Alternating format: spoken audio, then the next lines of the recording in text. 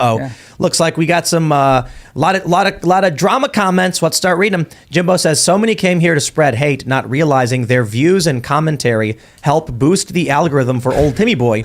You don't like it, watch something else. Otherwise, you're clowning yourselves. Well, I appreciate the super chat and appreciate it. And then I put up a poll and I said, smash the like button if you don't trust Eliza Bleu.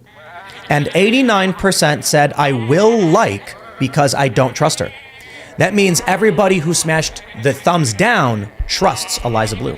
All right, well, that was an interesting, it's 13,000 votes. It's interesting to see that so many people came here to support her by giving us a thumbs down. Well, I can't say I'm surprised. A lot of people do support her.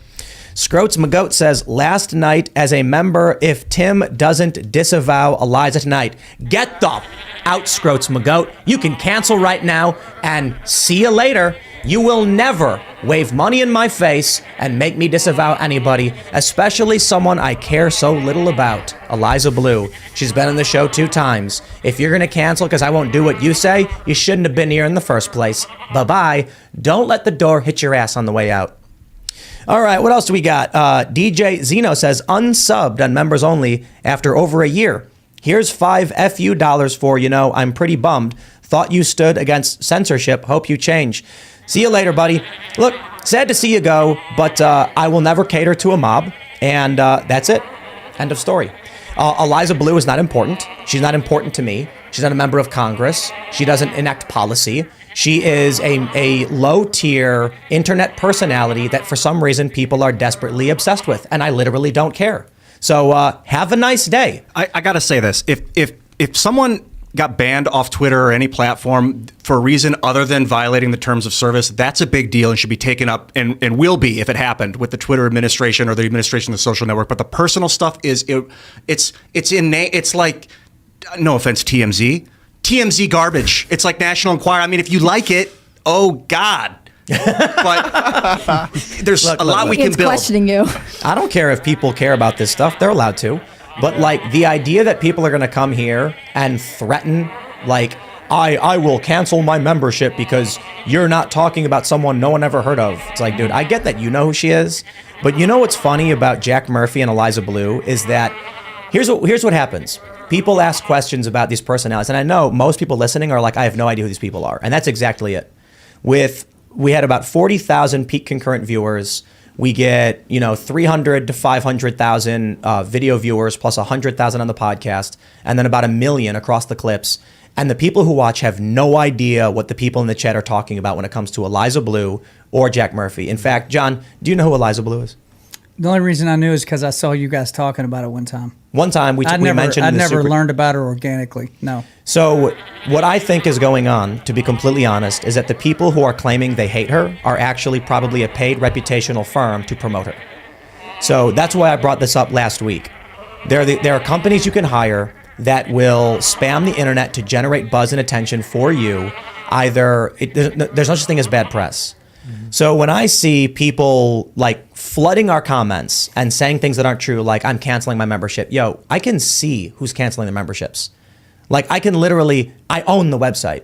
And this past week, we have gained slightly more members than we normally gain.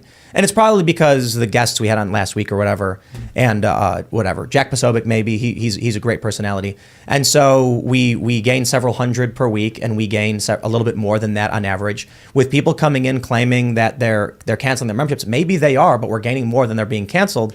I think that many of these people, I think 2 things are happening. One, a lot of it's inorganic promotion of Eliza Bleu. A ton of content flooding the internet, bringing up a personality no one's ever heard of, makes her instantly famous to even the likes of, 9-time Grammy nominee John Rich, who's not heard of her. Mm-hmm. That's the point. They want us to talk about her because they're being paid to generate controversy. They either want to. That's why it doesn't matter if we say anything good or bad. Yeah. If we say, look, we're doing the story, Shane Cashman's. Nope, it's bad. Mm-hmm. We say, okay, we're not going to talk. Oh, nope, now it's bad. I think it's a PR campaign. In order, I think people are being paid to promote her. Yeah, it keeps you in the cycle, basically. That's right.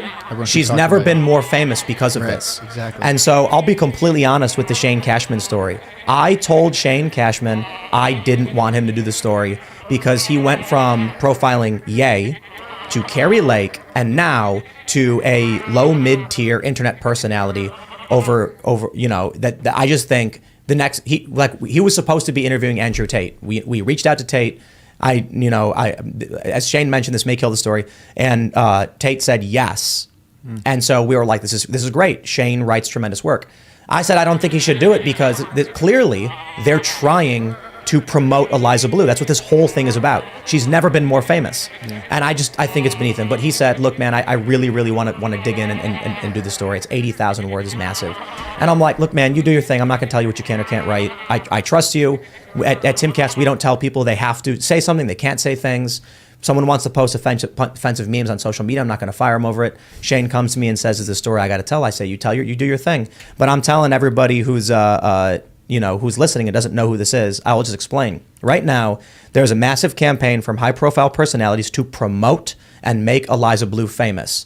She has stated she wants to be famous, even to Shane Cashman, and so they're coming and spamming us with comments to force us to talk about her like we are right now, to make her more famous. Yep. It's working, and I was like, let's not go anywhere near this, because someone's getting paid. It's a PR stunt, and it's working. Yep. There you go, guys. I've addressed it. Have a nice day. And then all of these other people who I know, who have been members of this channel, are saying like, why won't you get on board? Bro, you are walking right into a PR game. I talked about how they do this. They're called reputation management firms. You go to them and you say, how much money to make me a star? And they'll say, we're going to do a two-front thing. We're going to say you're fighting a good fight, but you got controversy. That way we get you on both fronts. People will defend you. People will oppose you. And this will result in high-profile outlets. The Daily Beast will write about you. You're going to get a bunch of, grifter channels are going to start talking about you, drama channels, big YouTubers. We will make you famous, and it'll cost you $100,000. And there you go. Congratulations, everybody. You did exactly what the money paid for, and here we are addressing it just for you. Hope the money was worth it. And yeah, the voice. It's all Chicago. Yeah, Tim, my guy, the same folks who cry and spam nonstop over Twitter will never get off their butts to knock doors or harvest ballots. A real-life mission for the betterment of all of us. Cry more, Jeremy. Raymond, the reason why they don't is because it's inorganic. It's a PR stunt where you hire a firm to generate controversy. Some people are either paid, I don't know, or join in because it looks like it's generating traffic.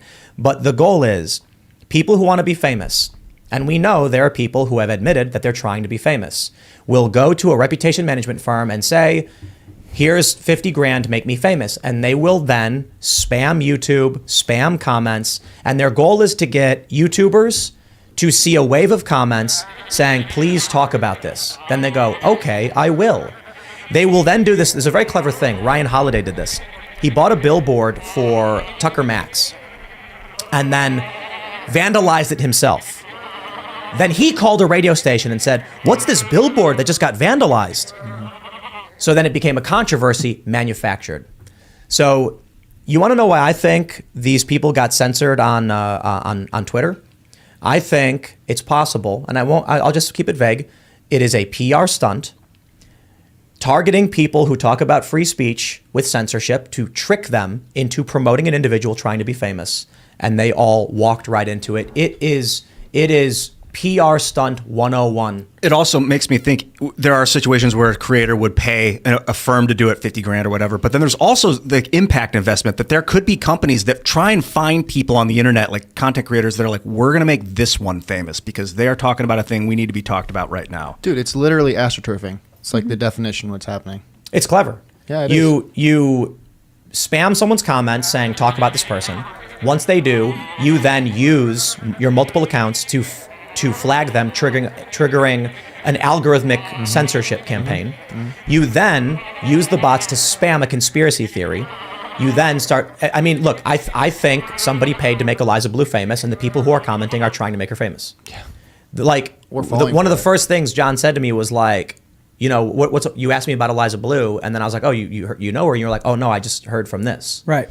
And exactly. I'd never heard of her, and I went, I don't know who that is, but I saw you were talking about her, and I went, and I saw there was some debate going on. I thought, well, I should probably know what's going on with this. I'm getting ready to see Tim and everybody, so I dug in on it a little bit, and it was back and forth like a ping pong match. I went. That's exactly it right there. So then I went and bought her T-shirt, ball cap. I will be at the Eliza Bleu concert whenever that happens. The idea is I want to open for you. But this is a good Eliza Bleu, Save a Horse, Ride a Cowboy. But this is a good one. Yeah, this is a good point you made, is that you couldn't make heads or tails of it. No, it was really confusing. That's the point of a PR stunt. They don't want to create a negative perception. They want to create name recognition. So for a lot of people, it's a negative name recognition for Eliza Bleu now. It's a negative response. For you, who is trying to like, what is this? I don't know, but you heard of her, and that's all that matters. It's like that line from Pirates of the Caribbean when the guy says, "You are the worst pirate I've ever heard of," and he goes, "But you have heard of me." Right. Yeah. Yep. And so people are like, why won't Tim talk about it? Because you know what, man? I caved. The PR firm guys are sitting in their room in West Hollywood laughing their asses off saying, we got it. It normally costs, how many tens of thousands of dollars or how many thousands of dollars to get a promotional push on TimCast. He just came out and talked about it for 10 minutes for us. Congratulations, guys. You work for a PR firm. You've made her more famous than she's ever been. Yeah. More famous than she's ever been. There you go. But the reality is most of the people spamming us, they're not real people. Like a lot of people are, a lot of people are not. So one guy makes 10 accounts, you get 5 guys, you get 50 accounts, they post comments, they accuse you, they create a perception. Then they start sending those comments to journalists saying, please write about this. Yeah, I think a lot of people maybe got kind of drawn up in the drama and the motions of it. But really, like if Brittany Venti got banned for not violating terms of service, that's the story. If she violated terms of service, then it was a righteous ban. I think the real story is that she likely got banned as part of a campaign where someone trying to become famous hires a company who then spams someone's comments with fake accounts to get them to talk about it, then immediately uses accounts to do mass flagging, which resulted in algorithmic censorship, meaning no one at Twitter actually looked and saw it. When Twitter receives a certain amount of flags in a certain amount of time, so does YouTube and Facebook, they instantly take it down because of things like gore, live streamed murder and things like that. Then the streamer then comes out and screams, oh, I've been censored, because they have been. And that generates the story, which makes the person famous. So it's just too obvious. I'm not going to be involved in that stuff. That's the extent that I'm willing to be involved in it. And to anybody who has no idea who these people are, I thought it was worth talking about so you can understand how these PR reputation management firms work, how they generate images of individuals for the sake of making them famous. And it's funny because everyone's like, Eliza Bleu just wants to be famous. Congratulations. You just made her famous. If it's you made true, her more famous than anyone's ever. If that is true, Eliza, you got to remember, why do you want to be famous? Do what you want. The fame is a byproduct. She literally says it to Shane Cashman. That's what she's doing. I've been there. I know what it's like to want it, but why do you want it? Because the people that follow you will follow you because of the why. And if you have grifters following you, it's not going to be a good life. Miss Mary says, I'm not a paid bot, Tim. Been a supporter for years. I hope you realize what an insane take this is. This is an insult to your viewers and supporters. Well, I got nothing else to say. I mean, look, Eliza... This can't make anyone happy. Are you joking? Right. No, I just that's why it's like I don't care, dude. Look, man, I've been around this for so long. I've said it before. I'll say it again. It ebbs and flows. There are people who will like you, then they'll hate you a year later. They demand that you talk about things. They will support you for standing up for what you believe in, then get mad when you don't believe what they want you to believe. Literally don't care. Miss Mary, like, by all means, if you don't like the content and you're not a supporter anymore, that's just the way things go. And there's nothing else. I'm not going to lie to you. I'm not going to sit here and be like, oh, gee, well, let me say whatever I have to say so I can earn your $5. Like, dude, if you don't want to give me $5, don't give me $5. That's all I can say. All right.